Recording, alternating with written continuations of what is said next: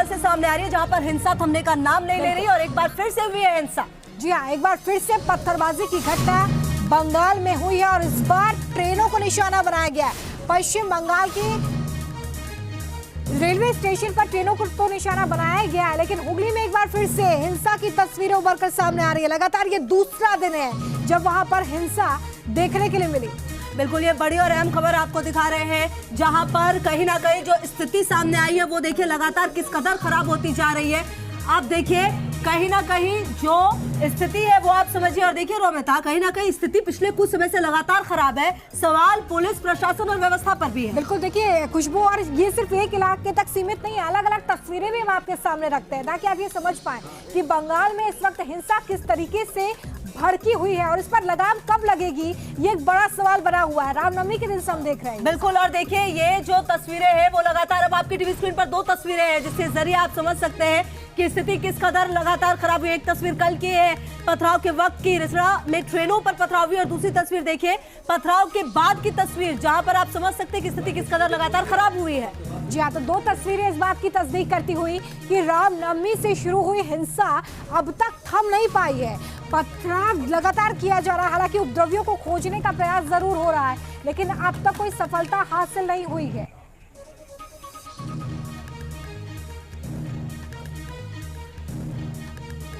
तो देखिए ये तस्वीरें तो हमने देख ली है कुछ, लेकिन बड़ी जिम्मेदारी यहाँ पर प्रशासन के ऊपर है कि किस तरीके से वो इस पूरे मसले पर एक्शन लेते हैं। उनका क्या कुछ कहना है, मौके पर जब पहुंचे तो क्या कुछ का, वो भी सुना देते हैं।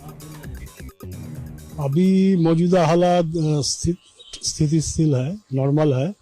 अभी आरपीएफ और हावड़ा जीआरपी एक साथ फ्लैग मार्च, रूट मार्च हम कर रहा हो, तो यही सिचुएशन नॉर्मल है। अभी जिन लोगों में घटना किया उसको अगेंस्ट में तो कानूनी कार्रवाई चलेगा।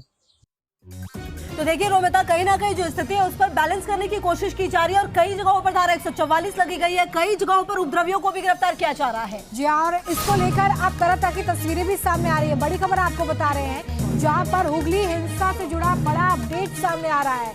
यहाँ पर धारा 144 लागू कर दी गई है, यानी कि 4 लोग एक साथ इकट्ठा नहीं हो सकते हैं। तनाव को देखते हुए सबसे बड़ा एक्शन, दुकानें बंद की गई हैं, शटर गिर गए हैं दुकानों के, क्योंकि यहाँ पर लगातार स्थिति जो है वो तनावपूर्ण बनी हुई है। बिल्कुल, ये बड़ी और अहम खबर आपको बता रहे हैं, जहां पर आप देखिए किस तरीके से दुकानों को भी बंद कर दिया गया है। धारा 144 जो है वो लगी हुई है। और देखिए दो तस्वीरें भी लगातार हम अपने दर्शकों को दिखा रहे हैं, जहां पर ये कहा जा रहा है कि किस तरह से ये शोभा यात्रा पर देखिए पथराव हुआ था और स्टेशन और ट्रेनों पर भी पथराव हुआ था। तस्वीरें भी आपकी टीवी स्क्रीन पर हैं। और अब भी बड़ा सवाल यही कि बंगाल के अलग अलग जगहों पर ये हिंसा आखिर कैसे रुकेगी। बिल्कुल, और देखिए रोमिता, कहीं ना कहीं जो स्थिति आ रही है वो अपने दर्शकों को ग्राफिक्स के जरिए भी हम समझाने की कोशिश करते हैं कि आखिरकार किस तरह से जो स्थिति है वो लगातार बदली है। आप देखिए यहाँ पर कहीं ना कहीं हम अपने दर्शकों को समझाएंगे कि किस तरह से आप देखिए यहाँ पर हुगली में लगातार देखिए दूसरे दिन हिंसा हुई है। जी हाँ, दूसरा दिन है जब लगातार वहां पर पथराव किया गया है। पथराव से स्थिति बिगड़ती जा रही है, इसलिए धारा 144 को भी लागू कर दिया गया है। रिसड़ा स्टेशन जहां पर ट्रेनों को टारगेट किया गया। खुशबू, बिल्कुल, और 4 ट्रेनों पर उपद्रवियों ने पत्थर फेंके, मतलब 4 ट्रेनों को टारगेट किया गया उपद्रवियों की तरफ से ताकि नुकसान ज्यादा से ज्यादा हो आम जनता का। और इसके बाद यहाँ से गुजरने वाली जो ट्रेन सेवाएं हैं वो बाधित हुई है। वर्धमान से चलने वाली ट्रेन को रद्द कर दिया गया है, क्योंकि ये बड़ा रिस्क हो सकता है उन लोगों के लिए जो ट्रेन से ट्रेवल करते हैं, इसलिए महत्वपूर्ण कदम यहाँ पर उठाया गया। बिल्कुल जी, बिल्कुल रोमिता सही कह रही है आप। हावड़ा वर्धमान रूट की ट्रेनें रद्द कर दी गई है, तो इसलिए जो यात्री अगर जाने वाले तो वो भी ध्यान दें। और इसी के साथ रिसड़ा में उपद्रवियों ने बम भी फेंके, ये बहुत महत्वपूर्ण है। तो देखिए रामनवमी के दिन शोभा यात्रा निकली थी, उस पर पथराव हुआ, तोड़फोड़ हुई। उसके बाद अलग अलग जगहों पर हमने देखा कि बंगाल में कैसे हिंसा भड़की, 2 समुदाय के लोग आमने सामने आ गए, लेकिन अब तक ये थम नहीं पा रहा है। खुशबू, ये बड़ा सवाल है, क्योंकि लोगों का भी नुकसान होता है पब्लिक प्रॉपर्टी का भी। बिल्कुल, और देखिए इसमें 36 लोगों की गिरफ्तारी हुई है। क्या कुछ ये पूरा मामला रहा है, कहां तक ये पूरा मामला पहुंचा, इसी से जुड़ी एक रिपोर्ट दिखा देते हैं आपको।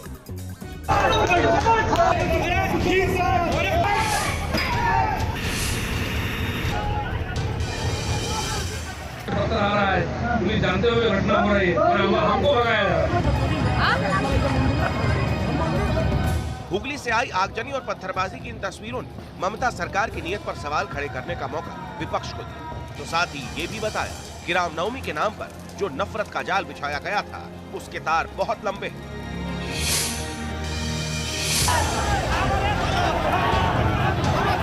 हुगली के रिसोड़ा में बीजेपी नेता दिलीप घोष भी इस शोभा यात्रा में शामिल थे।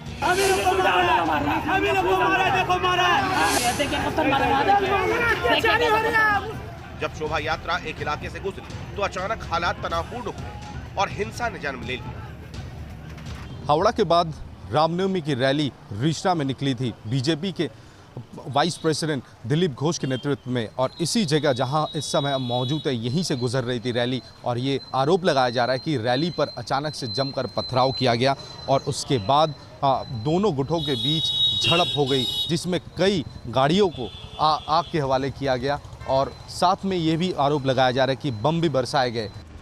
पहले एक बीजेपी नेता अस्पताल पहुंचा, फिर दूसरे बीजेपी नेताओं को रिसड़ा पहुंचने से रोका गया। मामला पॉलिटिकल तूल ले रहा था।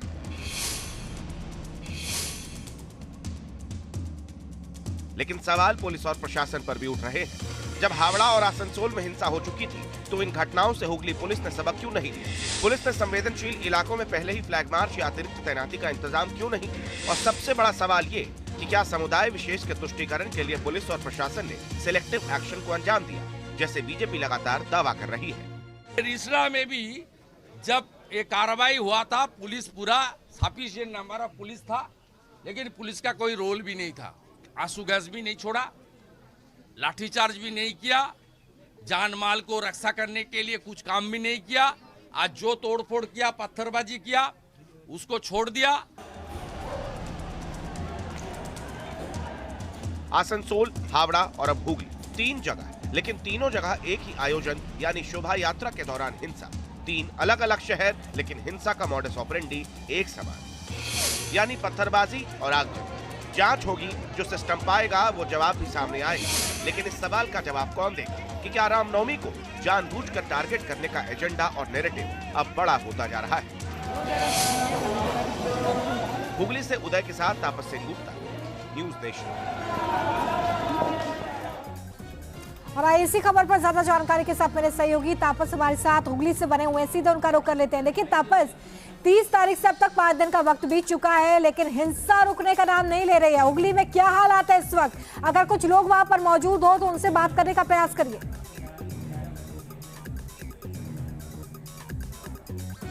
यहाँ पे धारा 144 जारी है, यानी ज़्यादातर लोगों को यहाँ पर इकट्ठा घूमने की इजाज़त नहीं है, लेकिन स्थिति धीरे धीरे सामान्य की तरफ जारी है। कल रात को जिस तरह से हिंसा और झड़प देखने को मिली थी रिश्ता स्टेशन के बाद, उससे पुलिस को तकरीबन 5 घंटे का वक्त लगा उस पर पूरा काबू पाने के लिए। और ये हम आपको दिखाते हैं कि एक के बाद एक पॉलिटिकल जो एक्टिविटीज़ है वो प्लान किया गया था। और इसी जगह पर जहां हम खड़े हैं इस समय, यहाँ पर सुकांतु मजूमदार बीजेपी के राष्ट्रीय राज्य अध्यक्ष, उनका यहाँ पर एक प्रोग्राम होना था, लेकिन 144 धारा लागू होने की वजह से उन्हें यहाँ पर इजाज़त नहीं दी गई। यहाँ पर मंच बनाया गया था, उस मंच को भी सुबह सुबह यहाँ से हटा दिया गया। कुल मिलाकर स्थिति अभी भी काफ़ी तनावपूर्ण बनी हुई है। लेकिन इस समय सबसे बड़ी खबर जो हमारे पास आ रही है कि पश्चिम बंगाल के राज्यपाल सीवी आनंद बोस वो एयरपोर्ट से रवाना हो चुके हैं रिसड़ा की तरफ। वो रिसड़ा आएंगे। एक बात सुनने में आ रही थी सुबह से, लेकिन अब ये कंफर्म खबर है कि आनंद बोस वो खुद रिसड़ा पहुंच रहे कुछ ही देर में, और खुद इलाकों में घूमकर जायजा लेंगे, अधिकारियों से बातचीत करेंगे। लॉ एंड ऑर्डर की क्या बिल्कुल, लॉ एंड ऑर्डर को बहाल करना बेहद महत्वपूर्ण हो जाता है तापस, क्योंकि तभी स्थिति कंट्रोल में आएगी। फिलहाल बहुत शुक्रिया आपका तमाम जानकारी के लिए। बिल्कुल। और रोमिता, देखिए, बंगाल की स्थिति तो हमारे सहयोगी तापस से बता दी, लेकिन बिहार में भी स्थिति बहुत ही ज्यादा खराब है। आपको बता दें, बिहार में भी इस पूरे मामले पर कई उपद्रवी हैं जिनको गिरफ्तार किया गया है, जिनको पकड़ में पुलिस ने लिया। ये बड़ी और अहम जानकारी बता रहे हैं आपको। 173 इनकी संख्या बताई जा रही है। 173 उपद्रवी इस वक्त गिरफ्तार किए गए। बिहार शरीफ में 130, सासाराम में 43 गिरफ्तार हुए। बिल्कुल, ये बड़ी और अहम जानकारी अपने दर्शकों को दे रहे हैं, जहां पर कहीं ना कहीं बताया ये जा रहा है कि जो स्थिति है वो अभी भी ठीक नहीं हुई। और देखिए रोमिता, गृह जिला है नालंदा, मुख्यमंत्री नीतीश कुमार का, वहां पर भी स्थिति काफी ज्यादा खराब है। आप देखिए, अभी भी बिहार शरीफ में धारा 144 लागू है।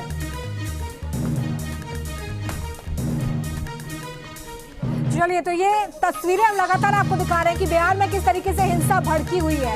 अलग अलग जगहों पर अलग अलग कार्रवाई की गई है और अलग अलग लोगों को पूरे मामले में इस वक्त डिटेन किया गया, उनसे पूछताछ का दौर भी जारी है खुशबू। बिल्कुल, और देखिए कहीं ना कहीं आपको अब ग्राफिक्स के जरिए हम समझाने की कोशिश करते हैं। आप देखिए बिहार हिंसा पर धारा 144 लागू, बिहार शरीफ में सासाराम में अलर्ट पर है पुलिस। जी हाँ, सासाराम के अलावा देखिए और भी जगह है जहां पर इस वक्त स्थिति कैसी बनी हुई है, ये हम आपको बताने वाले हैं। बिहार शरीफ में 130 लोग गिरफ्तार किए गए हैं और सासाराम में 43 लोगों की गिरफ्तारी हुई है। ये एक्शन लिया गया है क्योंकि सीसीटीवी फुटेज सामने आया, उन्हीं के आधार पर ये गिरफ्तारियां की गई। बिल्कुल, और देखिए रोमिता, केस दर्ज 15 केस दर्ज बिहार शरीफ में, जबकि सासाराम में 3 केस दर्ज हुए। तो आप कहीं ना कहीं पूरी स्थिति को समझिए, केस दर्ज किए जा रहे हैं और उपद्रवियों को भी गिरफ्तार किया जा रहा है। जी हाँ, इसके अलावा देखिए क्या कदम उठाए गए हैं। इस हिंसा के बाद बिहार शरीफ में इंटरनेट सेवा को बंद कर दिया गया। इसके अलावा सासाराम में भी इंटरनेट सेवा पर रोक लगा दी गई है ताकि हिंसा ना भड़के। बिल्कुल, और देखिए ये पूरी स्थिति आपको हमने समझाई और क्या कुछ स्थिति है, हमारे सहयोगी रजनीश की आप एक रिपोर्ट देखिए। हम इस वक्त कच्ची तालाब के इलाके में हैं और ये वो इलाका है जिसके बारे में कई तरह की अफवाहें फैलाई जा रही थी और इसको लेकर ही बवाल ज़्यादा बढ़ा था। बताया ये जा रहा था कि जो तालाब है इसमें कई लोगों के शव डाले गए हैं, शव मिले हैं और ये जो अफवाह है ये अफवाह परेशानी का सबब बना प्रशासन के लिए भी, क्योंकि जैसे जैसे ये अफवाह फैली इन इलाकों से इन्हीं अफवाहों को लेकर फिर हंगामा बढ़ता चला गया, लोगों के अंदर आक्रोश बढ़ता गया। क्योंकि ये पूरा इलाका है ये बड़ी दरगाह रोड के रूप में जाना जाता है, कच्ची तालाब का इलाका है और यहाँ पर मदरसा है और यहाँ ये तालाब है और इस इलाके में ही को लेकर ही अफवाह फैलाई गई कि यहाँ जो तालाब आपको दिख रहा है इस समय स्क्रीन पर, इस तालाब में कई लोगों को मारकर डाल दिया गया है, कई लोगों की हत्याएं की गई है और उसके बाद ये पूरा हंगामा जो है वो बढ़ता चला गया। तो किस तरीके से अफवाह का दौर चला और ये खबरें आती रही, लेकिन इसकी सत्यता किसी ने प्रमाणित नहीं की। मगर कहते हैं कि अफवाह सबसे तेज़ उड़ती है क्योंकि उसे पैर नहीं होते हैं, वो हवा में तेज़ी से फैलती है और यही कारण रहा कि इन इलाकों से जब इस तरह की अफवाहें आने लगी तो फिर धीरे धीरे इसका असर बिहार शरीफ के अलग अलग इलाकों में दिखने लगा। आप देखिए यहाँ पर जब हम पहुँचे तो हमें ये पता चला कि यहाँ पर एक बैरियर भी बनाया गया था, चूँकि रामनवमी को लेकर जो जुलूस निकलने थे उसको लेकर ये बैरियर बनाया गया था। ब्रजेश जी, ये बैरियर उसी के लिए था। तो यहाँ देखिए रामनवमी को लेकर जो जुलूस निकलने थे उसके लिए बैरियर बनाया गया था और इस बैरियर को तोड़ा गया और उसके बाद हंगामा जो है वो शहर के तमाम हिस्सों में बढ़ता चला गया। तस्वीर आपको हम उस इलाके की दिखा रहे हैं जहाँ पर सबसे ज़्यादा, जहाँ से अफवाह फैली, जहाँ से हंगामा बढ़ा और ये वो इलाका है बड़ी कच्ची तालाब का इलाका, जिस तालाब को लेकर कई तरह की बातें उठने लगी और उसके बाद धीरे धीरे इसको लेकर हंगामा बढ़ता चला गया, बिहार शरीफ जलता गया।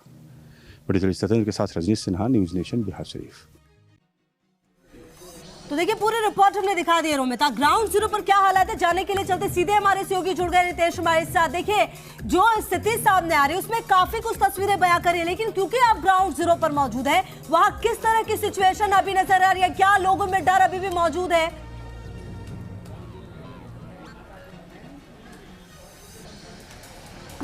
अब बिल्कुल लोगों के मन में अभी भी डर मौजूद है। खास तौर पर बिहार शरीफ की अगर बात करें तो स्थिति थोड़ी सामान्य हो रही है, लेकिन अभी भी लोग डर के साए में जी रहे हैं। लगातार अगर बात करें पुलिस फोर्सेस की तो वो वहां पर फ्लैग मार्च कर रहे हैं, पुलिस के जो सीनियर ऑफिशियल्स हैं वहां पर वो मॉनिटरिंग कर रहे हैं, पल पल की जो जानकारी है उसका अपडेट लिया जा रहा है। बिहार शरीफ की अगर बात करें तो 130 से ज्यादा लोगों की गिरफ्तारी हुई है, 15 FIR दर्ज किए गए हैं, लगातार गिरफ्तारियां भी हो रही हैं, लेकिन अभी भी लोगों के मन में डर है, अभी भी आशंका है कि कल क्या होगा, क्योंकि जिस तरह से पुलिस को जो एक्शन पहले दिखाना चाहिए था पुलिस उसमें फेल हुई और उसी का ये परिणाम है कि बिहार शरीफ धू धू कर जल उठा। तकरीबन 20 से 25 करोड़ की संपत्ति का नुकसान हुआ है, कई सारे लोगों के घर जल गए हैं, कई लोगों के दुकान जल गए हैं और अभी भी आशंका है कि आगे क्या होगा ये कोई नहीं कह सकता है। सासाराम की अगर बात करते हैं तो सासाराम में देखिए कि 40 से ज्यादा लोगों की गिरफ्तारी हुई है और अभी भी जो उपद्रवी हैं वो अपनी साजिश को अंजाम देने की फिराक में है। आज सुबह एक अफवाह उड़ती है कि मस्जिद में आग लगा दी गई। जब पुलिस इस पूरे मामले की तहकीकात करती है तो पता चलता है कि मस्जिद के बगल में शॉर्ट सर्किट की वजह से आग लगी, लेकिन देखिए कि किस तरह से अफवाह फैलाया जा रहा है। तो जाहिर सी बात है कि पुलिस का जो अपना लोकल इंटेलिजेंस है वो पूरी तरीके से फेल हो चुका है। आप समझिए कि दोनों जगहों पर, बिहार शरीफ की बात करें, सासाराम की बात बात करें बीएसएफी की तैनाती की गई है, एसएसबी की तैनाती की गई है और तमाम बटालियन वहां पर पेट्रोलिंग कर रही है, पुलिस के ठीक है नीतीश, बहुत शुक्रिया इस तमाम जानकारी के लिए, नजर बना के रखें। बिल्कुल, और देखिए पूरी अपडेट तो आपने देखे, लेकिन ये पूरा मामला अब सुप्रीम कोर्ट पहुंच गया, आप समझिए, क्योंकि कहीं ना कहीं स्थिति बहुत ज्यादा खराब हुई है। जो बड़ी खबर सामने आ रही है वो अपने दर्शकों को बता रहे हैं। रामनवमी हिंसा का मामला सुप्रीम कोर्ट पहुंचा है। जुलूस के दौरान हिंसा की जांच की मांग की गई है, ये बड़ी और अहम जानकारी बता रहे हैं। तो बड़ी जानकारी देखिए, हिंदू फ्रंट की तरफ से ये मांग रखी जा रही है कि दरअसल रामनवमी के दिन जो हिंसा हुई है उसकी जांच अब सुप्रीम कोर्ट की तरफ से की जाए, क्योंकि बहुत सारे तथ्य होंगे जिनको रखना होगा। हालांकि गिरफ्तारियां जरूर इस पूरे मामले में हुई है, लेकिन समझना बेहद जरूरी है कि हिंसा रुकेगी कब। बिल्कुल, और देखिए रामनवमी पर हुए दंगे की जांच की जाए, हिंदू फ्रंट ऑफ जस्टिस की ये वो मांग है जो हम आपको ग्राफिक्स के जरिए बता रहे हैं। देखिए इसके अलावा हिंसा प्रभावित राज्यों से रिपोर्ट मांगी जाए कि उन राज्यों में आखिर ऐसी स्थिति क्यों बनी कि वहां पर हिंसा भड़क गई, क्यों पहले से लॉ एंड ऑर्डर की स्थिति को नहीं परखा गया। बिल्कुल, और इसी के साथ देखिए आप तीसरा पॉइंट क्या है, हिंसा में घायल लोगों को मुआवजा मिले, क्योंकि कई लोग ऐसे हैं जो गंभीर रूप से घायल हुए हैं, कई जगहों पर तो कुछ लोगों की जान भी गई है। इसके अलावा देखिए ये नुकसान तो हुआ ही है, संपत्ति के नुकसान को लेकर भी हर्जाना दिया जाए, क्योंकि जब इस तरह की हिंसा होती है खुशबू, तो जाहिर तौर पे जो पब्लिक प्रॉपर्टीज है जिनमें एक बड़ा लागत लगता है बनाने में, उसको नुकसान पहुंचता है, इसलिए हर्जाने की मांग की जा रही है। बिल्कुल, इसी के साथ देखिए जो बात रमिता कह रही थी, सार्वजनिक संपत्ति के नुकसान की भरपाई हो, क्योंकि अभी देखिए जैसे ट्रेन की खबर आई थी वहां पर आग लगा दी गई थी, इसीलिए ये काफी ज्यादा महत्वपूर्ण हो जाता है। और कहीं ना कहीं देखिए बंगाल से बिहार तक नफरत की आग नजर आ रही है, और कहीं ना कहीं अब देखना महत्वपूर्ण ये होगा कि ये जो मांग की गई है उस पर क्या एक्शन सामने आता है, क्योंकि मांग कई सारी की गई है।